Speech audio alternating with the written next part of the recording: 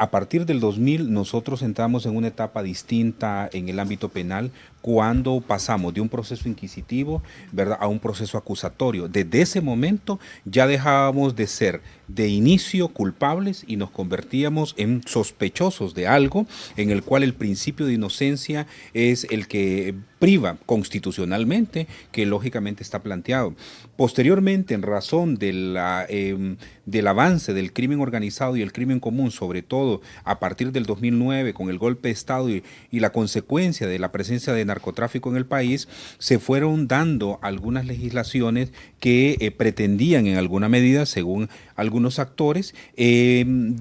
tener algunos niveles de disuasión para aquellos que se dedicaban al crimen organizado. Así que algunas de esas acciones fueron también contundentes para poder mandarle un mensaje a los dedicados al crimen organizado, cualquiera de sus esferas, de que si hacían un proceso de enriquecimiento, pues al final ese dinero de nada les iba a servir, o los bienes que pudieran obtener al final iban a terminar en manos del Estado o en manos del sistema de justicia. Pero en esto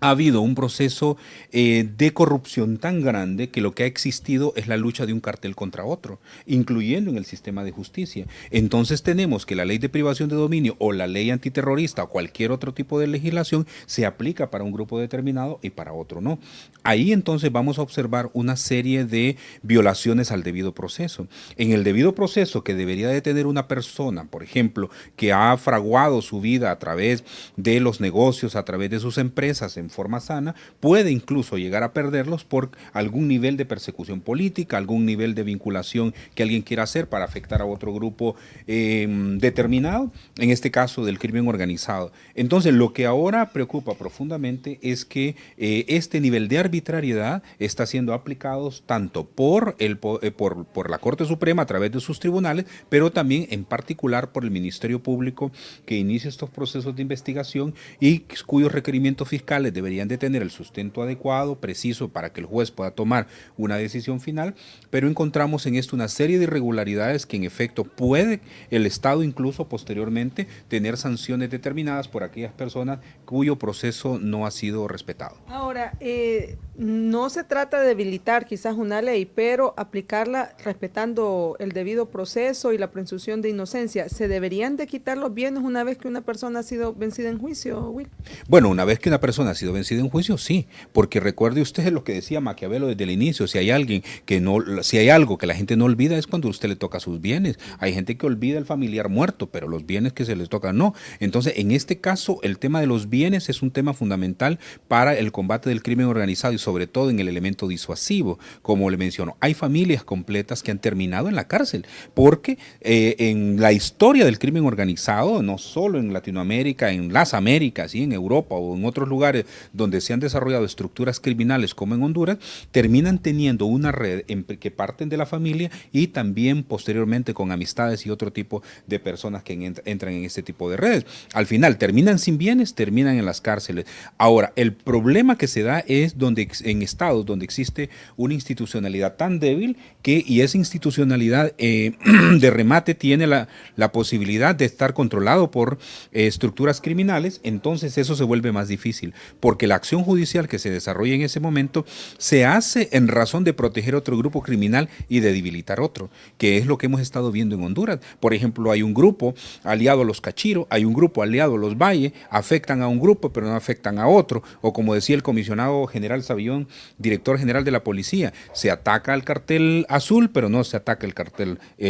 cartel rojo, pero no se ataca el cartel azul, y en ese sentido esos son los elementos complicados que tenemos, además de aplicación de justicia, el control del sistema de justicia para poder efectivamente lograr ser efectivos. Imagínate que le confiscan los bienes a esas personas y luego las investigan, y estas personas al resultar inocentes ya han causado un daño a la moral y respeto a sus derechos humanos. Mire, el problema que tenemos en este momento es que cualquier acción judicial que pueda impulsar una familia determinada o una persona determinada afectada por la aplicación de este tipo de legislación en contra del crimen organizado, la dificultad que tenemos es que el sistema de justicia, por el momento, según las circunstancias y las mediciones que nosotros hemos hecho, será muy difícil que le pueda resarcir los daños, será muy difícil que pueda incluso reparar el daño que ha hecho, porque en este momento no hay posibilidad de encontrar justicia bajo el sistema que estamos.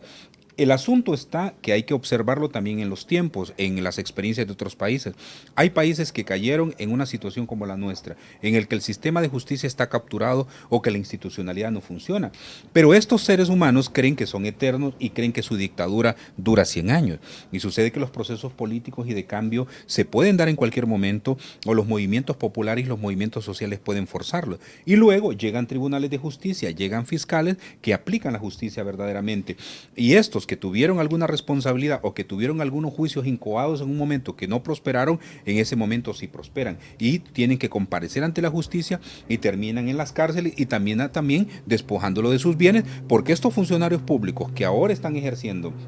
estas irregularidades también pueden pagar con sus bienes por la afectación que han hecho a la sociedad, al Estado y en particular a las víctimas. Ahora, este sistema, lo que usted nos decía al inicio, Wilfredo, que el acusado tiene que demostrar que es inocente y no la fiscalía, en este caso, que tiene el monopolio de la acusación, tiene que demostrar que una persona es culpable de ese hecho que se le imputa.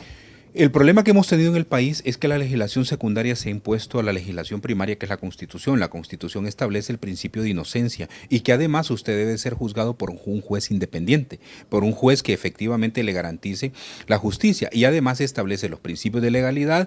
lógicamente el debido proceso. Esas circunstancias establecidas en la Constitución, desafortunadamente una legislación que queda al arbitrio y a la interpretación fácil o de acuerdo a los intereses mezquinos de alguien o corruptos, en ese momento se aplican de esta forma. Por lo tanto, como le menciono, esos principios que le mencioné también y lo que usted señala en relación al principio de inocencia, por ejemplo, pueden ser argumentos muy importantes, argumentos de fondo para que la persona víctima pueda ejercer acciones nacionales que, como le digo, en este momento pueden no tener éxito, pero después sí, o acciones fuera del país para demostrar no solo su inocencia. Nosotros hemos tenido casos aquí de personas que que han forjado un nombre en este país, que han forjado un nombre empresarial, me refiero, han tenido en algún momento alguna circunstancia que de infortunio frente al sistema de justicia y han terminado siendo señalados de corrupción, por ejemplo. Y hay casos donde hay personas que dedican toda su vida después a limpiar su nombre, solamente para demostrarle a sus hijos que ellos no estuvieron vinculados a un acto corrupto. Créame que una circunstancia de esta naturaleza es como una persona que la han encarcelado por una injusticia de las más grandes o lo han acusado de lo peor y después sus hijos se sienten avergonzados de él y se dedica toda su vida prácticamente a tratar de demostrar que él es una persona tal como él se lo dijo en su momento. Esa realmente es una tragedia humana que los organismos de derechos humanos en particular deberían de tener por parte del Estado un nivel de atención, pero ahí encuentro otro elemento. Los órganos contralores del Estado también están cooptados por la propia estructura de corrupción y de impunidad.